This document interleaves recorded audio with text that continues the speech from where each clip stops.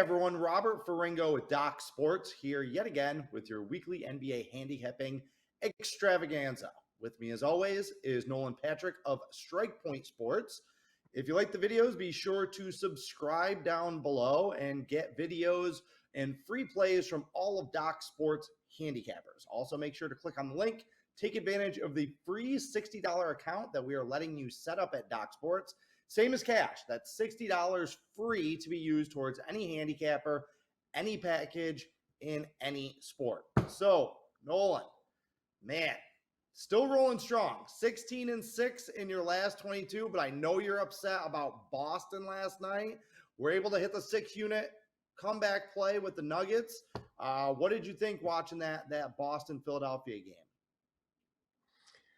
Just a complete and utter disappointment by the Celtics. I really, really like Boston. We really like Denver as well. And it was funny because we were kind of going back and forth between the Nuggets and the Celtics as far as which one we wanted for our biggest play of the night.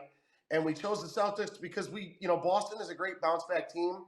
They absolutely laid an egg. I feel like Doc Rivers now has it out for me because since I've called this guy out, suddenly his team is playing great basketball. He's got it out for me, but just an utter disappointment. Just an egg by the Celtics, and I'm shocked, to be honest. All right, we will get to that game in a minute. Before we talk about that, I want to touch on really quickly Wednesday night's games. We're recording this Wednesday afternoon. Your Knicks, losers, about to have their season ended or not. Maybe do they salvage one here in Madison Square Garden? I love how everyone acts like, Madison Square Garden has these like magical, mystical powers. Like, when was the last time that the Knicks, won anything there in Madison Square Garden? So I don't really understand the love. What do you expect out of New York with their backs against the wall here? And do you think that number is appropriate? Do you think that they deserve to still be favored in this series? I don't. I really don't. The Knicks have not proven that they can beat the Heat with Jimmy Butler. The only game that the Knicks have a W in is when Jimmy Butler was on the shelf. Julius Randle gets interviewed and comes out and says, I think the Heat just want it more than we do. No, Julius Randle, the Heat want it more than you do. He has been just an absolute bum for the Knicks for the last 2 years. And the audacity of that man to say that the Heat want it more than they do? No, he's a bum. I mean, you have other guys that are actually trying. It's not like Brunson's having, the playoffs that he had in the regular season. He's played a lot worse. But R.J. Barrett is actually trying. And I'm not a huge R.J. Barrett fan, but he's actually trying.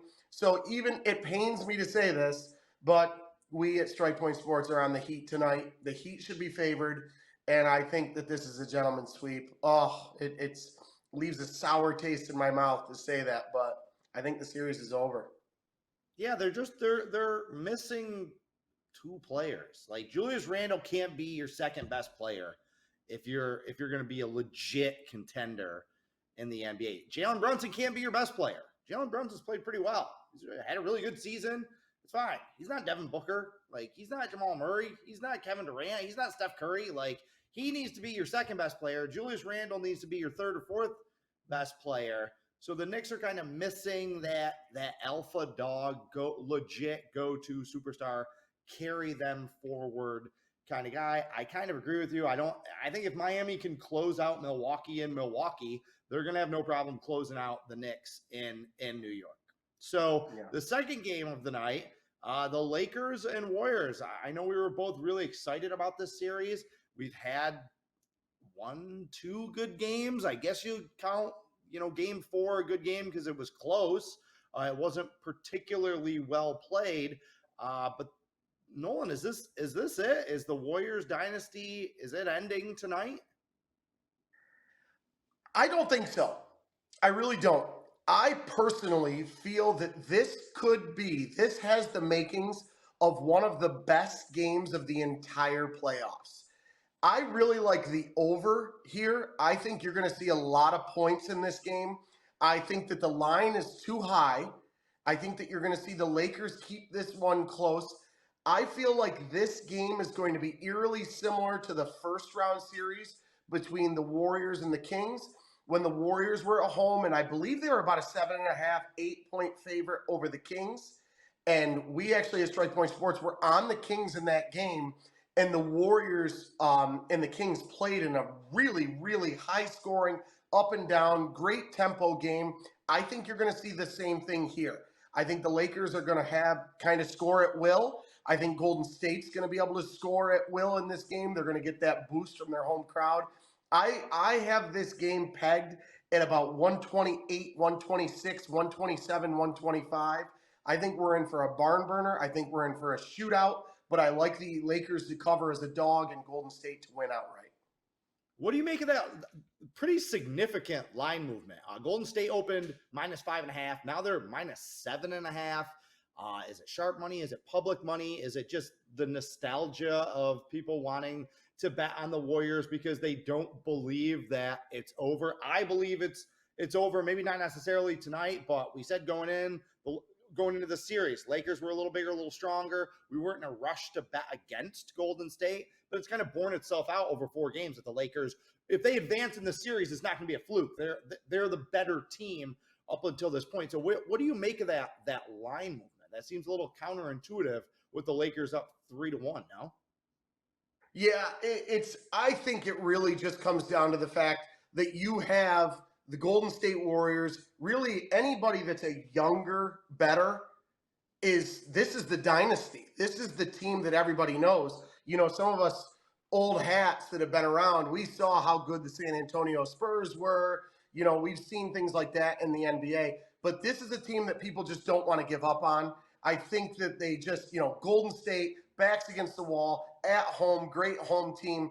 People are just putting money on them because they have proven a couple times in this playoffs when their backs are against the wall, they do, take teams out to the shed, the proverbial shed. So the Warriors do have the ability to run the Lakers out of the gym here. They really do.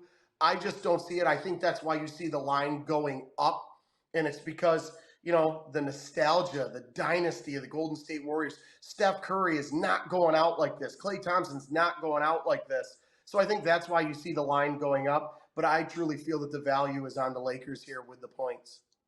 Yeah, I kind of agree with you. And there's some very sharp people on the Doc Sports site that have big plays tonight going the other way that really like the Warriors, where I look at this and I see that line. It doesn't really make sense. It doesn't jibe with what I have seen on the court. Now, that's a perfect transition to Thursday's game that I want to go back to that Boston-Philadelphia series.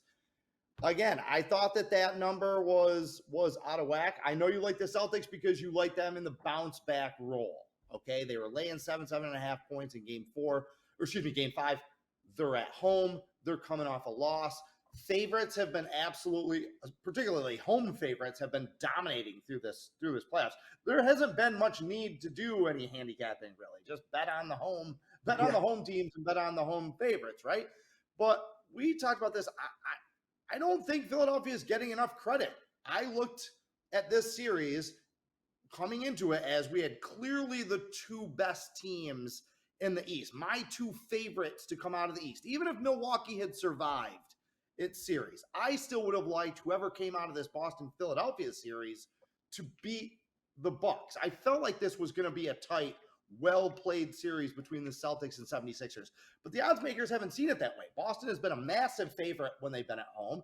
And now, yet again, even though they're down 3-2, backs against the wall, could be eliminated, they are favored on the road in Philadelphia. I know that they won Game 3 in Philly, and they had a great opportunity to win Game 4. But at what point, are the odds makers and kind of the general public going to admit that maybe they're underestimating or undervaluing this Philadelphia team, or maybe they're not?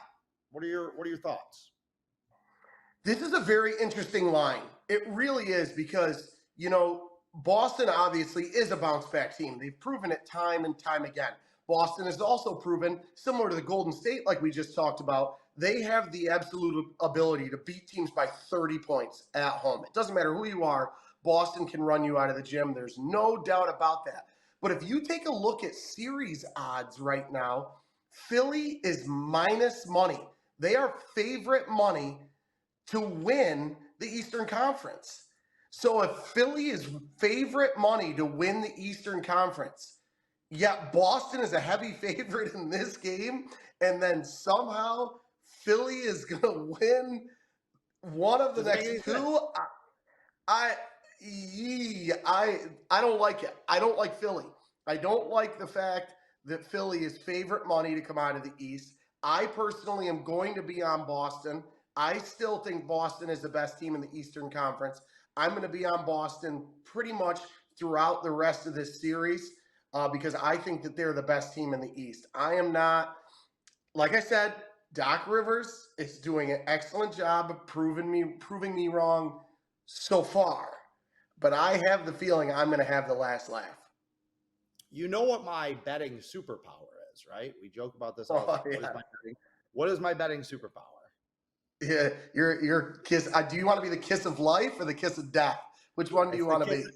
Right, the kiss of life. Okay, I talk trash about somebody or a team or a player, and instantly they start overperforming. Apparently, I have transmitted that to you, and you have used it on Doc Rivers. Look, Philadelphia is a great home team. I said in the last video, I said I think Boston is clearly the best team still playing. They look to me like an NBA championship caliber team. I'm not jumping on Boston in this game. Philadelphia is too good at home. We've seen it for years. They're one of the best and most underrated home teams, not just in the NBA, but in all of sports. Like they have one of the best home court advantages in all of professional sports, betting wise, over the last few years. I can't tell you how many big plays you and I have used on them because Philadelphia is at home. They have a chance to close it out. So I'm not in a rush to lay points to Boston. Now, the one thing I will say is that game last night, it wasn't anything Philadelphia did. Okay, they shot 50% from the field. They were making some shots, but Boston just missed.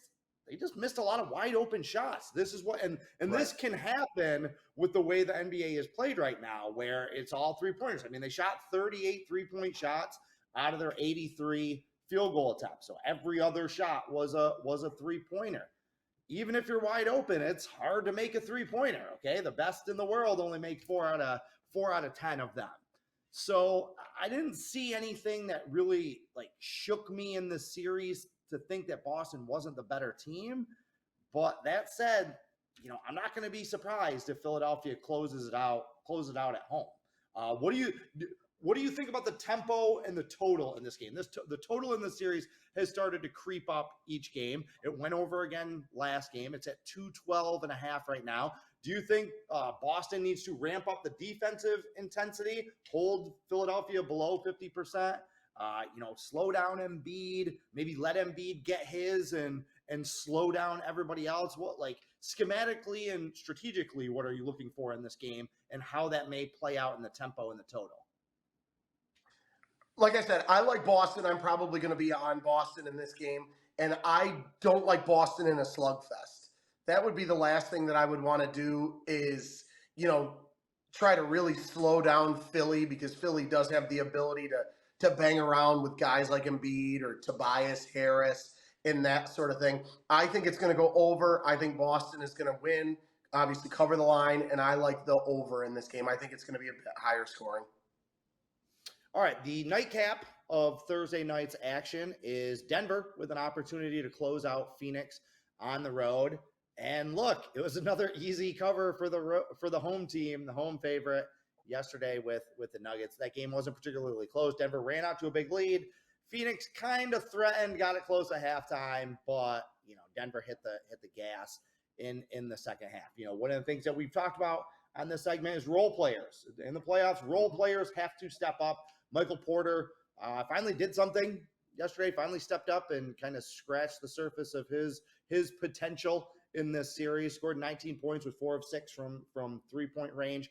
But look, we're shifting back to Phoenix. And in those 2 games in Phoenix, the Suns role players and their bench completely dominated Denver. I felt like that was really the difference in those 2 games that the Suns won, was Phoenix's bench outscoring Denver's, and Denver just not being able to contain the running game of Phoenix. The Suns were able to get out and run, push the tempo, score quickly.